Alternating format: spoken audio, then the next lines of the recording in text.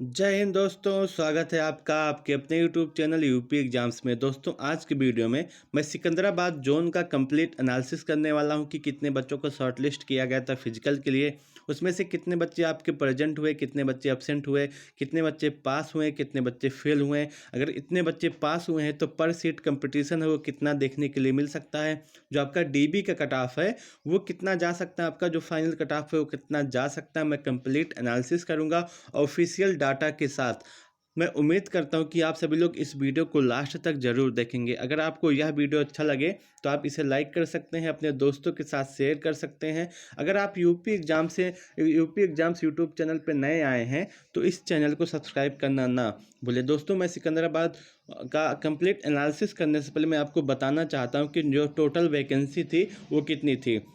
Secunderabad zone में जो vacancy आई थी वो 9,328 पदों पे आई थी। अगर CCAA और PWBD कैंडिडेट को निकाल दें तो जो पदों की संख्या है वो 7,336 है। यानी कि जो आपकी वैकेंसी आई थी टोटल वो 9,328 पदों पे आई थी, और CCAA और PWBD कैंडिडेट को निकालने के बाद जो आपकी वैकेंसी बची है वो 7,336 पदों पर बची है। अब वहीं देखें कि कितने बच्चों को शॉर्टलिस्ट किया गया था। जो बच्चों को शॉर्टलिस्ट किया गया था उनकी संख्या 24,596 थी।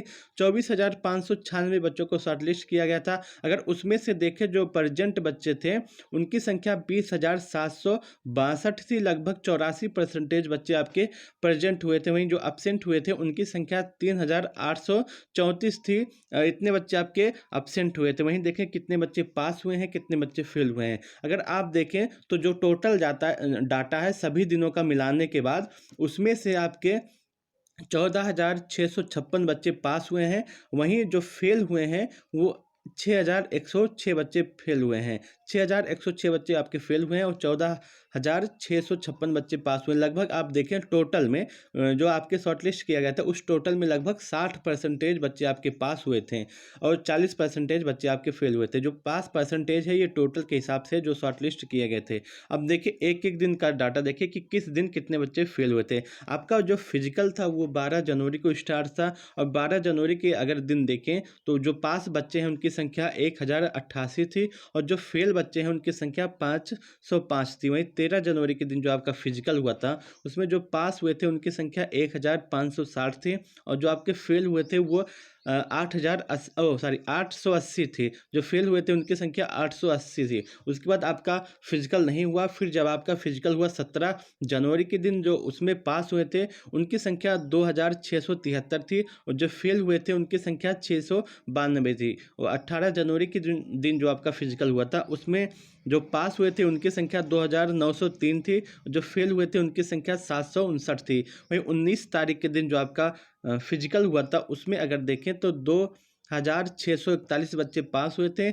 812 बच्चे आपके फेल हुए थे। 20 जनवरी के दिन जो आपका फिजिकल हुआ था उसमें आपके 2,592 बच्चे पास हुए थे, 1,040 बच्चे फेल हुए थे। और 21 जनवरी के दिन जो आपका फिजिकल हुआ था उसमें 1,199 बच्चे पास हुए थे और 1,418 बच्चे फेल हुए थे। ये पूरा कंप्लीट एनालिसिस है आपके किस दिन कितने बच्चे पास हुए थे, कितने बच्चे फेल होते हैं। अगर अब देखें जो शॉर्टलिस्ट किया गया था बच्चों को उनकी संख्या 24,596 थी, जिसमें से आपके 20,762 प्रेजेंट हुए थे और 3,834 आपके एब्सेंट हुए थे। अगर देखिए प्रेजेंट में कितने बच्चे पास थे तो वो संख्या है 14,656 बच्चे पास थे और 6,106 बच्चे आपके फेल थे। वहीं अगर देखा जाए कि जो पोस्ट है PWBD और CCAA कैंडिडेट को निकालने के बाद वो है 7,336, यानी कि PWBD और CCAA कैंडिडेट को निकालने के बाद जो पदों की संख्या है वो 7,336 है।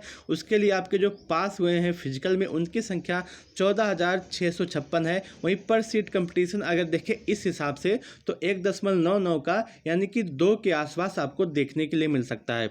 अब मैं बात करूं फाइनल कट ऑफ आपका कितने नंबरों पे लग सकता है। दोस्तों जो UR का कट ऑफ था फिजिकल के लिए वो था 57.38, जो ओबीसी का कट ऑफ था वो था 52.46, जो एससी का कट ऑफ था वो था 46.38, एसटी का जो कट ऑफ था वो 43.57 था, ईडब्ल्यूएस का जो कट ऑफ था वो 40.40 पे था। अब मैं आपको फाइनल कट ऑफ बताने जा रहा हूँ। हो सकता है आपके हिसाब से जो फाइनल कट ऑफ हो 2 नंबर ज़्यादा हो या 2 नंबर कम हो, यानी कि आपको हो सकता है मैं जो बताऊंगा उससे आपको आपके हिसाब से ज़्यादा कट ऑफ जा सकता है या उससे आपके हिसाब से कम कट ऑफ जा सकता है। लेकिन मैं आपको पूरा एनालिसिस करने के बाद, पूरा कंप्लीट डाटा एनालिसिस करने के बाद एक एग्जैक्ट कट ऑफ बताने का प्रयास करूंगा। मैं आपको बताना चाहता हूं, अगर आप यूआर के कैंडिडेट हैं और आपका नंबर 60 नंबरों के आसपास है तो आपका फर्स्ट डीबी में सिलेक्शन अवश्य हो जाएगा। अगर आपका नंबर इससे कम है तो आपको सेकंड डीबी या थर्ड डीबी का इंतजार करना पड़ सकता है। वहीं अगर आप ओबीसी के कैंडिडेट हैं तो आपका नंबर 55 नंबरों के आसपास है तो आपको फर्स्ट डीबी में अवश्य मौका मिलेगा। अगर आपका नंबर इससे कम है तो आपको सेकंड डीबी या थर्ड डीबी का इंतजार करना पड़ सकता है।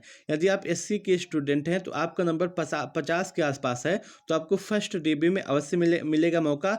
अगर आपका नंबर इससे कम है तो आपको सेकंड डीबी का इंतजार करना पड़ेगा। वहीं एससी कैंडिडेट की बात करें तो आपका नंबर 46 के आसपास है तो आप 46 या 47 के आसपास है तो आपको फर्स्ट डीबी में मौका मिलेगा। वहीं ईडब्ल्यूएस की बात करें तो आपका नंबर अगर 43 के आसपास है तो आपको फर्स्ट डीबी में मौका मिलने वाला है। दोस्तों, यह पूरा एनालिसिस था सिकंदराबाद जोन का। मैं उम्मीद करता हूं कि आपको यह वीडियो अच्छा लगा होगा। मैं अपनी बातों को सही से आपके सामने रख पाया हूँगा, प्रस्तुत कर पाया हूँगा। अगर मेरे द्वारा दी गई जानकारी आपको अच्छी लगी हो तो आप इस वीडियो को लाइक कर सकते हैं, अपने दोस्तों के साथ शेयर कर सकते हैं। अगर आप यूपी एग्जाम्स यूट्यूब चैनल पर नए आए हैं या पहली बार आए हैं तो इस चैनल को सब्सक्राइब करना ना भूलें, क्योंकि इस चैनल के माध्यम से आपको कंप्लीट एनालिसिस और सबसे पहले सबसे ऑथेंटिक और सबसे रियल जानकारी दी जाती है। वीडियो को लास्ट तक देखने के लिए आपका बहुत बहुत धन्यवाद।